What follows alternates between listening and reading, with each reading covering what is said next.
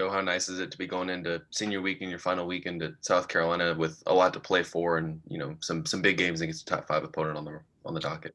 Yeah, I mean, it's special. I grew up a South Carolina fan, so when you come here and you commit here, you want to be put in a situation where you're playing these games. And, I remember as a little kid watching the magical postseason runs that South Carolina's gone on. And so to have a chance to be a part of the team that can do the same thing, it's, really special and something I'm definitely excited about. How would you kind of evaluate your year here so far? Obviously, fought through some injuries and maybe hadn't gotten some of the playing time you wanted. Just how have you evaluated that, and what do you feel like you've gotten out of being here at South Carolina for a year? I came into the year and it wasn't about myself or my individual goals. So I'd evaluate my year as, we're in a position where we can host as a team. And, every day I come to the field, I'm just looking to be the best teammate I can be. And if that means I'm in the lineup and I'm trying to play the best first base, third base, right field, wherever I'm playing, then that's my job that day. And if I'm not in the lineup, then, I'm just trying to, really be the best teammate I can be, help the hitters out as much as I can. And, kind of share some of my experiences, having a lot of college experience, maybe not at this level, but with some of the other guys. And so, I think it's a successful year, and I think it's a year that we're still playing. We still have a lot to play for, and we're super excited. Michael? Hey, Joe, what's kind of the mood and the energy kind of been like these last few weeks? Obviously you had, those couple of rough weekends, but you guys seem to have turned it around. Obviously a veteran team. I mean, just what's the mood right now? And how do you guys, I guess, stay confident when you go through those kind of rough patches during the season? Yeah, I think we have a really close team. Obviously when you play here, there's a lot of people that watch and there's a lot of people that have opinions on our team. But I think as a whole, our team has been tight and been together the entire time.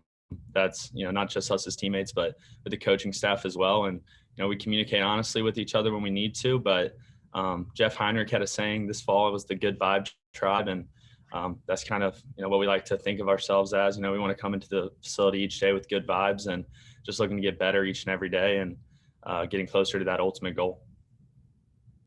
John?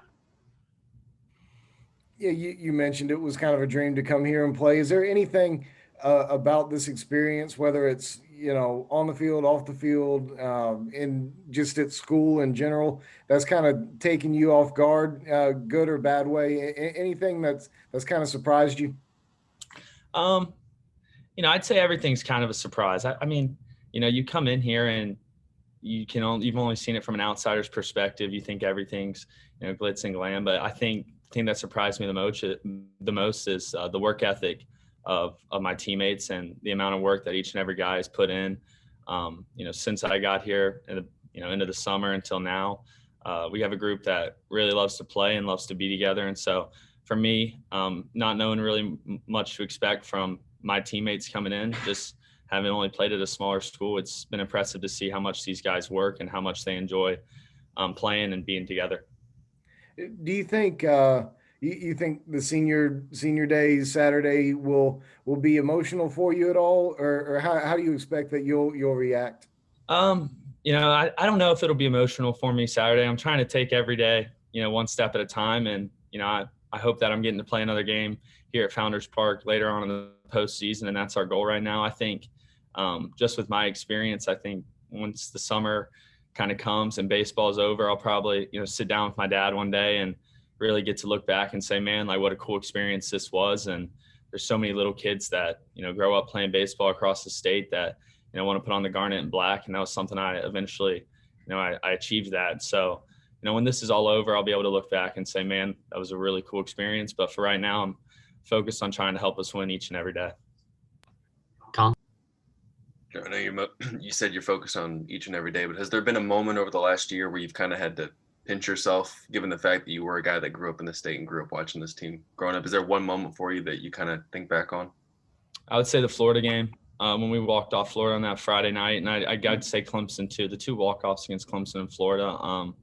Just knowing how much, those games mean to the people in the state, having, grew up, especially that Clemson game. I mean, that's every day, every time they played at Fluor Field as a little kid, I was there. So to be in the dugout for Icer to hit that walk-off double and to be on the field going out and mobbing him and all that, that's an experience I'll never forget.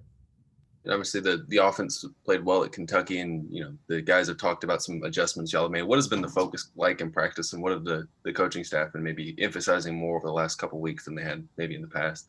I think one big thing is we're just really trying to be aggressive early in the count, and we're not always looking for exactly what maybe our pitch is, but we're got our foot down. We're looking to hit, and we're looking to drive baseballs early in the count, and keep the pressure on them and be more of the aggressor than just always kind of defending in our at bats. Trying to really get after them and be aggressive each and every at bat.